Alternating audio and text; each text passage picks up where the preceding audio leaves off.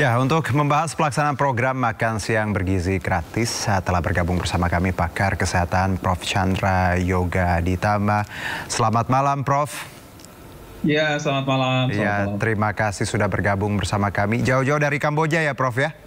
Iya, saya sedang di Phnom Penh di Kuta. Baik, terima kasih Prof. Tapi sebelumnya juga pemirsa dan juga Prof, kami juga sudah mencoba untuk mengundang Kepala Badan Percepatan Pengentasan Kemiskinan, Bapak Budiman Sujatmiko, dan juga Kepala Kantor Komunikasi Kepresidenan Hasan Nasbi, dan juga Kepala Badan Gizi Nasional Badan Hindayana. Namun semuanya belum bisa memenuhi undangan dialog malam ini, tapi tidak apa-apa. Kita coba bahas dari sudut perspektif ya kesehatan. Saya mau ke Prof. Chandra langsung nih, Prof. Kalau kita lihat ini kan idenya bagus, semangatnya bagus tadi bagaimana memperbaiki gizi, mencegah stunting, dan kita tahu di kuartal pertama 2025 ada 3 juta penerima, lalu dilipat gandakan hingga Juli nanti rencananya akan ada 15 juta penerima. Kalau bicara dari perspektif Anda, Prof, apa saja plus minus program makan siang bergizi gratis ini, Prof? Tentu saja plus yang kelihatan ya, walaupun ada beberapa hal yang mesti diperhatikan begitu ya. Jadi menurut saya setidaknya ada 3 manfaat yang jelas dari program makan gratis ini. Atau makan bergizi lah, saya dengar nama istilahnya menjadi makan bergizi. Yang pertama tentu saja sesuai dengan namanya dia bisa meningkatkan gizi masyarakat yang memang membutuhkan gizi yang baik. Kan ada cerita tidak makan pagi, walaupun tadi saya dengar Pak Wapres bertanya pada anak-anak yang di Jakarta, mereka makan pagi. Tapi anyway, niat untuk meningkatkan gizi tentu hal yang baik dan harus kita apresiasi. Itu nomor 1. Dan nomor 2, selain meningkatkan gizi, tentu saja kalau dia makan yang baik, kenyang, apalagi kalau nanti mungkin diperluas bukan hanya sekolah, maka aktivitasnya jadi lebih baik, stamina-nya lebih baik, sekolah bisa lebih bagus, belajar lebih rajin, dan kemudian juga ya lebih produktif, katakanlah begitu. Itu poin yang kedua. Tapi juga ada poin yang ketiga, karena ini ngomong dari kesehatan, tentang dia bisa berperan penting tentu dalam menangani berbagai masalah kesehatan. Bukan hanya stunting yang spesial, ada kekurangan gizi. Seperti tadi di awal kita sampaikan bahwa saya sedang di Phnom Penh. Tadi saya ke puskesmas waktu saya dihubungi oleh teman Anda, saya sedang di puskesmas. Di Phnom Penh, bukan di Indonesia ya, Phnom Penh ya. Nah, kita tanya sama pasien puskesmas itu, puskesmas di sini, sekali lagi bukan di Indonesia. Saya bilang, dia sudah makan obat 4 bulan, harusnya 6 bulan. Apa tantangan yang dirasakan begitu? Dia bilang tantangan yang utama adalah cari makan susah kita, kata gitu. Jadi artinya itu merupakan salah satu contoh bagaimana, dalam hal ini kebetulan pasien tuberkulosis, dia juga membutuhkan makanan sehat tentu saja untuk membantu kesembuhannya selain obat-obat yang dia berikan. Jadi setidaknya ada 3 hal itu yang saya pikir hal yang positif, yang bagus untuk dilakukan, sehingga kita tentu mendukung program ini yang memang sudah digagas oleh Pak Presiden dan Wakil Presiden, mudah-mudahan bisa berjalan dengan baik. Menarik tadi Anda menyebutkan meningkatkan gizi, stamina, lebih produktif, plus juga menangani beragam masalah kesehatan. Nah, kalau kita bicara secara gizi, Prof, apa yang harus jadi concern ketika kita tadi pemerintah dan bekerja dengan banyak pihak ketika mereka melaunching atau membuat makan bergizi siang ini, item apa yang memang harus mutlak? Kita tahu bahwa ya tidak semua protein atau karbohidrat ya harus juga ada punya takaran. Anda melihat bahwa apa yang memang harus first thing first yang harus dipahami oleh penyelenggara? Ya, dulu kita kenal konsep yang namanya 4 sehat 5 sempurna begitu ya. Nah, sekarang kita lebih kenal dengan yang namanya gizi seimbang.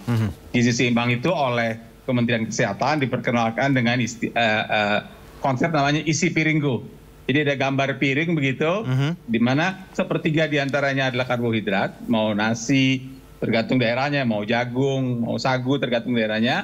Sepertiganya adalah protein, bisa protein hewani, bisa protein nabati barangkali, dan sepertiga lagi adalah sayur.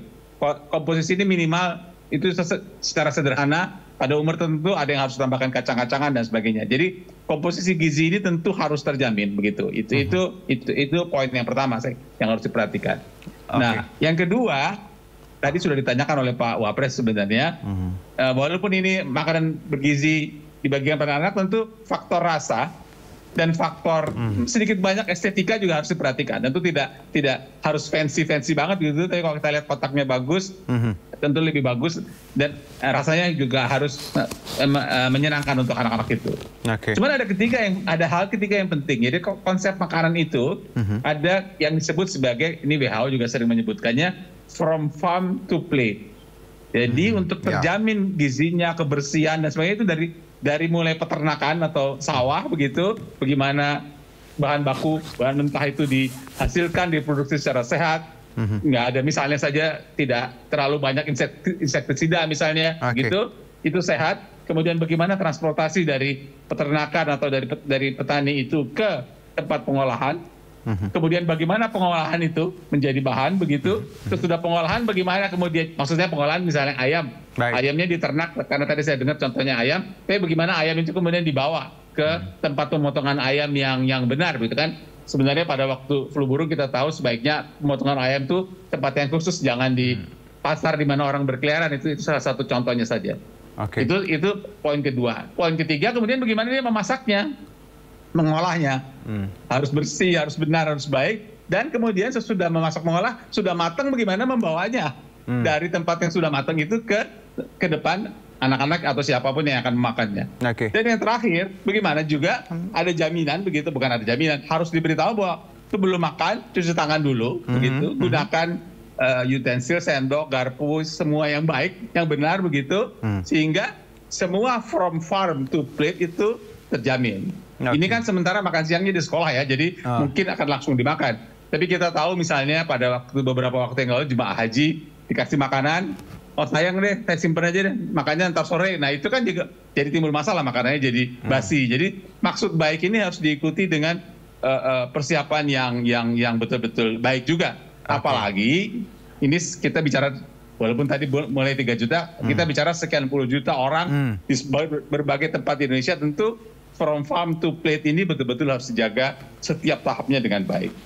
Menarik ini Anda menyebutkan tadi from farm to plate ini berarti ada pattern yang memang harus diikuti juga ya, Prof. Tidak semata-mata bahwa makan bergizi, tapi ada pra dan juga tadi proses yang harus dilewati, tadi makanan maupun juga anak murid dalam menikmati makanan seperti tadi cuci tangan dan hal-hal lain. Nah, kalau kita bicara konsep yang farm to plate ini, Prof. Dan kaitannya tadi Pak Budiman menyebutkan bagaimana nantinya warga yang kurang mampu dilibatkan ya untuk menyiapkan makanan bergizi ini. Anda melihat bahwa apakah ada hal yang harus jadi concern ketika kita melibatkan yang bukan profesional, atau mungkin karena memang semangatnya tadi juga membantu UMKM, mempersiapkan mereka juga mendapat penghasilan dan sekaligus mereka juga menikmati makan bergizi ini. Anda punya concern di sini bagaimana melink up all of those things, Prof? Ya, seperti yang ditulis di bawah ini, saya pakar kesehatan. Jadi saya bukan pakar ekonomi, bukan juga pakar pengentasan kemiskinan gitu ya. Jadi saya melihatnya dari kacamata kesehatan. Penyediaan makanan itu from farm to plate harus dijaga secara baik begitu ya. Sekali lagi, apalagi ini jumlahnya jutaan orang dan dilakukan di berbagai tempat. Itu yang kita mesti jaga dari kacamata kesehatan.